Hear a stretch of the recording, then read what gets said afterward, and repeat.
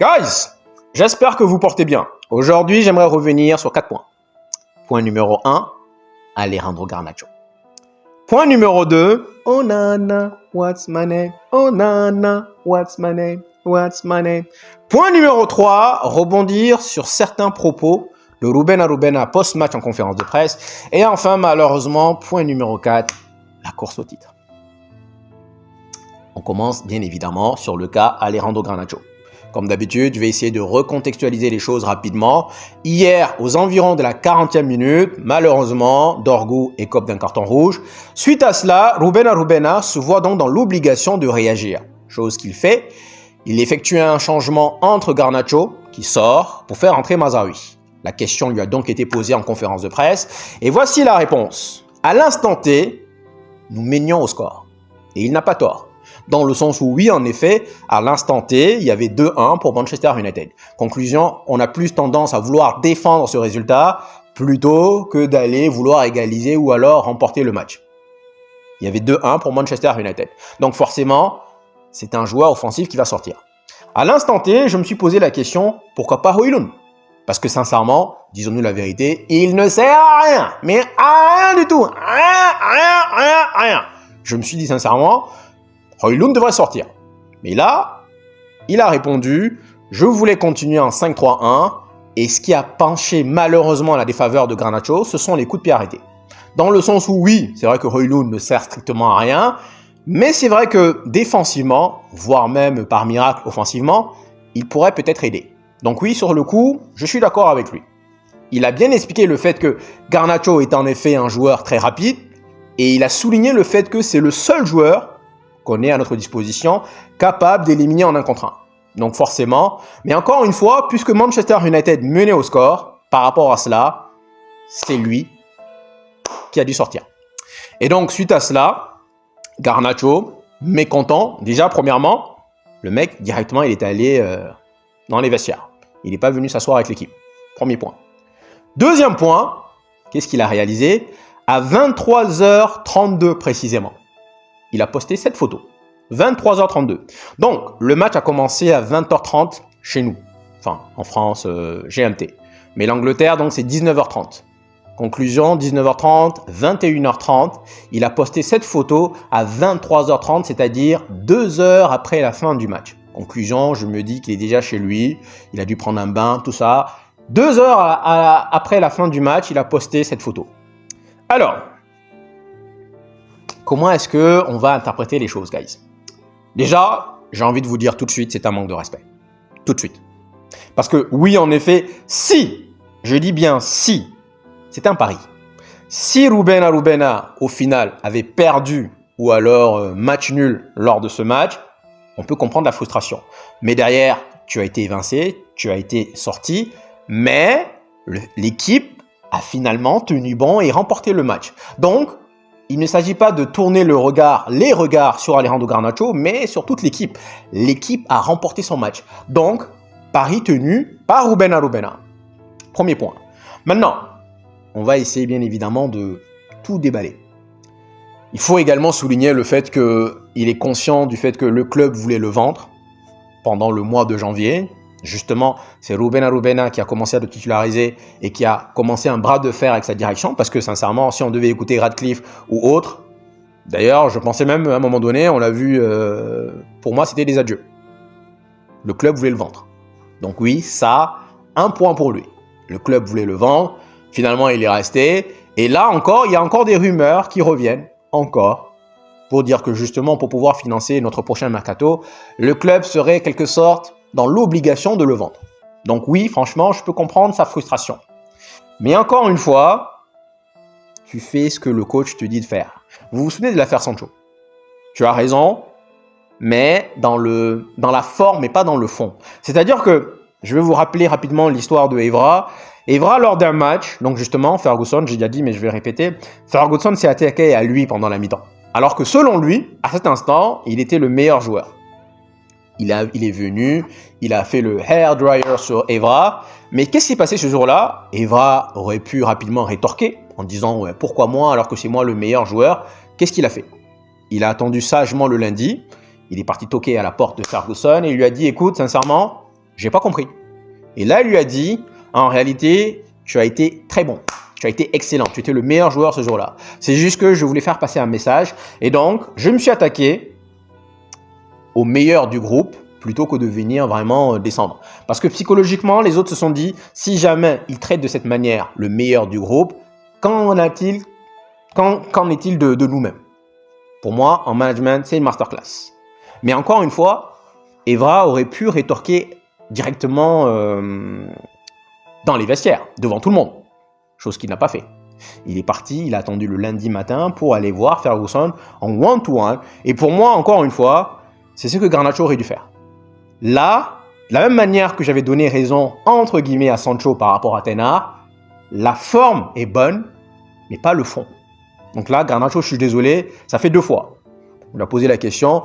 Arubena, il a dit que franchement, je vais régler ça en tête à tête. Et comme il l'a dit dès le premier jour, moi, généralement, les histoires qu'il y a entre moi et les joueurs, ça se règle entre lui et moi.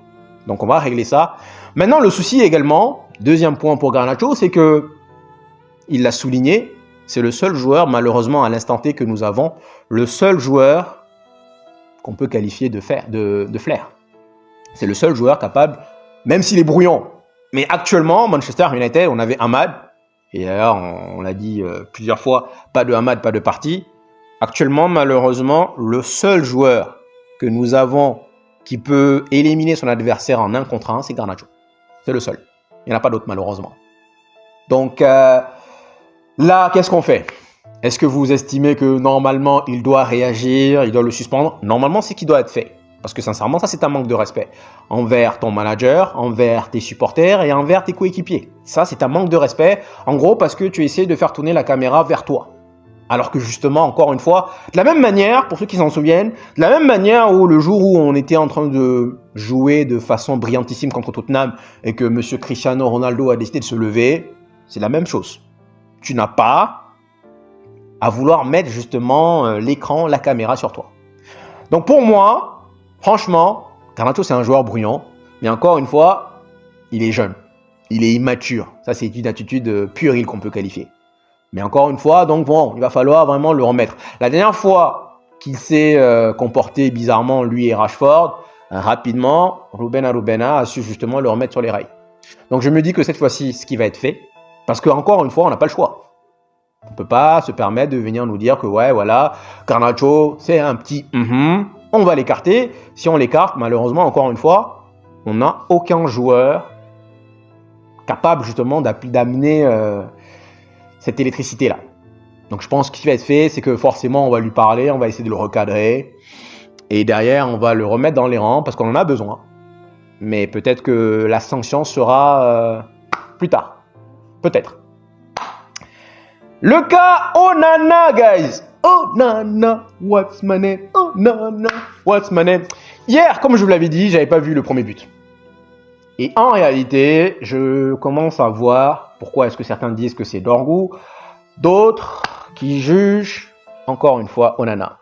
Pour moi, je vous dirais que les torts sont partagés. Mais pour moi, le coupable numéro 1 dans cette histoire, je vous dirais 50-50 ou alors 60-40. Je pense que Dorgu, je lui donnerais 60, 40 pour Onana. Mais en réalité, Onana, sur le coup, Dorgu, il est un peu dans une course. Il est en compétition avec un joueur dans son dos. Donc il est un peu en mode panique à bord. Mais celui qui voit la scène, c'est Onana. Tout ce qu'il faut, c'est communiquer. La meilleure des réponses dans n'importe quelle situation, c'est communiquer. Essayez de comprendre le pourquoi. Votre interlocuteur doit comprendre le Si Onana se lève et dit simplement « Attention, laisse tomber, je prends le ballon », il va le laisser. On est bien d'accord. Donc oui, je suis désolé. On peut blâmer Dorgu dans le sens où oui, je pense qu'il a dû paniquer. Il a senti le souffle chaud de son adversaire et donc il a voulu vraiment se précipiter pour balancer le ballon. Mais Onana devait simplement communiquer. Communiquer. Et donc, il y en a plein qui me disent en commentaire, ouais, sincèrement, je fais du bashing sur Onana. Il a fait de bons arrêts. Et je vais essayer de vous donner un exemple précis. Pour ceux qui s'en souviennent, on a eu un autre gardien par le passé J'ai même oublié, je crois que c'était 2002, 2003, un truc comme ça. 2001, 2002, 2003. Au nom de Fabien Barthez, qui était aussi gag que Onana. Je suis désolé. Et la vérité, c'est qu'au moment où nous avons remplacé justement ce Tinkunki là, Fabien Barthez, par Edwin van der Sar, le monde a changé. Le monde a été révolutionné. Je me souviens d'un match de Fabien Barthez. Je crois que c'était contre Arsenal ce jour-là. Contre Arsenal, on perd 3-1. Et ce jour-là, il a voulu jouer Ameketren avec son pote Thierry Henry. Franco. Il a donné 2 passes décisives à Thierry Henry. Je me rappelle comme c'était hier. Il a donné 2 passes décisives à Thierry Henry. Comme c'était hier. Je m'en souviens encore. Donc, Fabien Barthez, c'était également un gardien capable justement du meilleur comme du pire. Il y a eu des matchs contre Liverpool, contre Rangers aussi, je crois, où il effectue de beaux arrêts. Mais il y a eu aussi beaucoup de matchs où il l'a fait à l'envers. Il y a eu plusieurs matchs où il l'a fait à l'envers. Donc, par rapport à cela, sincèrement, pour moi, Onana, guys, il doit prendre ses clics et ses claques. Ciao. Sincèrement, il y a eu trop de buts gag. D'ailleurs, encore aujourd'hui, je suis tombé sur une vidéo dans le groupe, une vidéo des plus gros gags d'Onana. Et en réalité, si on fait une projection dans le passé, vous allez voir que Fabien Barthez, c'était pareil. Fabien Barthez, il y a eu des fois, comme Onana, hein, des fois il arrivait, il allait vers l'entrée de la surface de réparation et derrière, il prend des lobes. Fabien Barthez, c'était un tocard. Et je suis désolé de vous le dire également, Onana, c'est un tocard. C'est vrai, encore une fois, qu'il est capable du meilleur comme du pire, mais Fabien Barthez également. Et encore une fois, sincèrement, quand on a remplacé Fabien Barthez et que Edwin van der Sar est arrivé, non, je crois que même d'ailleurs la transition n'a pas été aussi vite. Je pense qu'il y a eu un autre gardien. Il y a eu l'autre là d'abord. Oh ouais, c'est vrai. Avant Edwin van der Sar, il y a eu l'américain là. Je voulais son nom. Lui aussi, il n'était pas. Bref, guys, Onana, il doit prendre ses clics et ses claques. Il doit partir. Franchement, pour moi, j'avais dit au départ qu'Onana, c'est pas une priorité. En réalité, si, c'est une priorité. Franchement, ça commence par là. Tu peux pas être en fait rassuré d'avoir un Tinkunki dans les cages. Honnêtement. Parce que oui, il est bon bas le pied. Même bas le pied, franchement, moi pour l'instant, je suis désolé, je ne vois rien. Je vois souvent qu'il la met dehors. Honnêtement, Ten Hag, guys, pour ceux qui continuent à le défendre, il l'a mis bien profond. Moi, encore une fois, à l'instant T, pour ceux qui s'en souviennent, j'avais dit précisément, moi, De Gea, pour moi, c'est pas une priorité. Et effectivement, il venait de remporter le Gant d'Or. Mais De Gea, c'est pas comme si genre, c'est un gardien lambda qui a à sa disposition de bons défenseurs. C'est un gardien qui nous a ramené plusieurs fois des points. Que ce soit match nul ou 3 points, c'est plusieurs fois il nous a ramené ça. Il était nul au péno, je suis d'accord. Mais bon, Onana, deuxième but, n'en parlons pas. Il anticipe. Il pensait que l'autre allait le frapper, donc non, je suis désolé. Tu peux pas jouer au niveau avec un tel niveau, sincèrement. Donc, Onana, what's my name? Prends tes clics et tes claques. Merci, au revoir. Je l'espère bien en tout cas. Pour moi, si on doit faire le ménage, ça commence également par lui. Ensuite, 2 propos sur lesquels j'ai noté en conférence de presse. La première, c'est le fait de souligner les efforts sur coup de pied arrêté. Et en effet, hier, guys, on a marqué 3 buts sur coup de pied arrêté. Franchement, j'ai souligné hier, honnêtement, Bruno Fernandes, parce que jusque-là, il y avait cette manie bizarre-là d'envoyer le ballon en Chine pour que ce même ballon revienne en Europe. Non! Envoie le ballon dans la surface de réparation et c'est simple. Abracadabra, il y a but! Et l'autre guignol de Tinkunki, Maguire, qu'est-ce qu'il faisait? Ben, c'est justement lui qui allait justement en Chine recevoir le colis là-bas pour le renvoyer derrière. Ça sert à rien. Et là, on a changé justement. Et il a souligné donc les efforts de Jorge, je crois, c'est son nom, et de Andreas Gorsson. Andreas Gorsson, c'est celui qui venait d'Arsenal, on avait fait la vidéo. Donc, ce sont les deux normalement qui s'occupent justement de coups de pied arrêtés. Donc, en effet, premier point, on a beaucoup évolué défensivement et même offensivement. Il y a plusieurs points qu'il souligne en conférence de presse. Il a également souligné le fait que Højlund est un joueur en ce moment malheureusement qui n'est pas en confiance, mais il a également précisé que nous justement, Manchester United ne jouait pas à sa disposition. Tout ça, ce sont des points que j'aime bien qu'il les relève dans le sens où s'il les relève, on voit donc la même chose. Conclusion, il va les redresser. C'est quelque chose qu'il va adresser normalement. Et honnêtement, ça me fait plaisir. Et on l'a vu, hein, parce que même sur les coups de pied arrêtés, il avait souligné à plusieurs reprises en disant justement qu'on travaille dessus. Et aujourd'hui, je suis désolé, on commence à voir les résultats. Deuxième point, il y a une phrase qui a retenu mon attention, c'est quand il nous dit « L'équipe aimerait bien continuer à jouer comme on l'a fait en deuxième mi-temps. C'est-à-dire comme on le fait systématiquement depuis 9 ans. On attend en défense, on attend que l'adversaire effectue un mauvais pas et on les prend en contre. Boum! Et lui, il a souligné que moi, je n'aime pas du tout jouer comme ça. J'aime pas jouer de cette manière. Ça ne me plaît pas. Donc oui, là, maintenant, en gros, il y a une espèce de guerre parce que moi, j'ai ma philosophie. J'aimerais jouer vraiment un football proactif, avoir la possession du ballon. Et l'équipe, qui a été formatée depuis 9 ans, c'est pour ça que les gars, vous devez comprendre que justement, cette équipe-là, ça fait 9 ans qu'ils jouent en défense et puis ils vont en contre. Lui, il n'aime pas jouer comme ça. Et en réalité, moi-même, j'en ai marre. J'en ai jusque-là. J'en ai marre de venir jouer en défense, que ce soit contre Liverpool, contre Manchester City. En réalité, j'en ai marre que chaque fois, systématiquement, de voir une équipe de Manchester United avec une possession de balle à peu près de 25-30%, et derrière, l'adversaire à 75 ou je ne sais combien. Et nous, on attend derrière, au final, on se retrouve avec 2, 3, 4 occasions, et puis voilà. Non! Moi, j'en ai marre de ça. La vérité, j'en ai marre. Et c'est la raison pour laquelle, pour moi, il doit continuer encore et encore et encore. Donc là, il souligne clairement qu'il y a une espèce de tiraillement entre l'équipe qui aimerait jouer, qui aimerait revenir à la normale. C'est pour ça qu'on vous dit, guys, sortez de votre zone de confort. C'est très simple. En général, sortir de sa zone de confort, c'est quelque chose de très difficile, très pénible. Mais il y a un bon exercice, c'est de faire chaque jour quelque chose de différent. Vous pouvez commencer par exemple, si jamais vous avez un chemin que vous prenez régulièrement, vous pouvez commencer par le fait de changer quelque chose. C'est-à-dire le chemin que vous prenez, le même chemin que vous faites à chaque fois, varier. Vous allez voir qu'au début, ça va vous piquer, ça va vous pincer, mais au fur et à mesure, voilà. Donc normalement, il est recommandé d'essayer de faire chaque jour quelque chose de différent, justement, histoire de sortir de sa zone de confort. Et ces joueurs-là doivent faire de même. Et enfin, donc pour finir, guys, la course au titre. Qu'est-ce que vous voulez que je vous dise? Dans le sens où, franchement, j'espérais quand même quelque part dans mon inconscient, dans mon subinconscient, que Liverpool allait flancher. Mais en réalité, à chaque fois, quand tu regardes son poursuivant, tu le sais tout de suite. Et c'est la raison pour laquelle, en réalité, je ne comprends toujours pas les supporters d'Arsenal qui sont là, arrogants, genre, ouais, on va vous taper. Mais les gars, chaque année, c'est la même chose. Et je suis désolé, mais l'épisode Evra, quand il dit Arsenal, c'est comme une série Netflix, il a raison, parce que chaque année, tu attends encore la nouvelle saison, l'année prochaine. Arsenal, honnêtement, je sais que oui, derrière, normalement, c'est vos propriétaires, comme les nôtres, qui vous ont lâchement abandonné.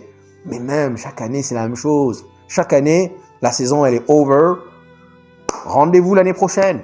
Rendez-vous l'année prochaine. Rendez-vous l'année prochaine. Donc, quelque part, je suis entre deux chaises. D'un coup, je suis vraiment agacé, tristouné du fait de voir justement Liverpool nous rejoindre, parce que maintenant c'est acté. Il faut quand même qu'on se dise la vérité. Et de l'autre, ça me fait rire. Arsenal, rendez-vous l'année prochaine. Et l'année prochaine, au même instant, ils vont encore nous dire rendez-vous l'année prochaine. J'ai dit à un fan d'Arsenal un jour, parce qu'il a commencé à me troller, je lui ai dit, tu peux rire autant que tu veux. C'est vrai que nous sommes dans une situation vraiment catastrophique. Mais je te garantis une chose, que nous allons venir remporter le 21e titre avant vous. Avant que vous gagniez à nouveau la première ligue. C'est fort possible. Franchement, c'est fort possible dans le cas où c'est rendez-vous l'année prochaine. Bref, guys, Liverpool, ça me saoule. Franchement, ça me saoule parce qu'en même temps, ils sont là, tout en haut. Mohamed Salah qui est en train de réaliser la saison de sa vie. Il est là, tout en haut. Et là, il va battre tous les records. Il est déjà 5e. Le record est détenu par Thierry Henry et justement Thierry et Haaland. Donc, voudrait dire donc 44 contributions de 44 buts, passes décisifs et buts. Donc, Thierry Henry est premier, 44 avec Haaland. En troisième, je ne sais plus qui c'est en troisième, mais il n'y a pas de joueur de Manchester. En troisième, c'est Salah. Non, c'est Suarez. Troisième, Suarez avec 43. Quatrième, Salah encore. Et enfin, cinquième, Salah. Donc Salah est là deux fois et Suarez une fois. Les trois derniers, et là, il va battre le record. Franchement, il va battre le record. Donc, bon, C'est triste, mais j'espère vraiment justement que ils vont pas venir créer encore le gap entre nous. J'espère quand même qu'entre temps on va finir par se réveiller. Mais comment Guys, merci infiniment d'être venu jusqu'ici. Prenez soin de vous. Demain on fera probablement le preview. Ou alors samedi, je sais pas.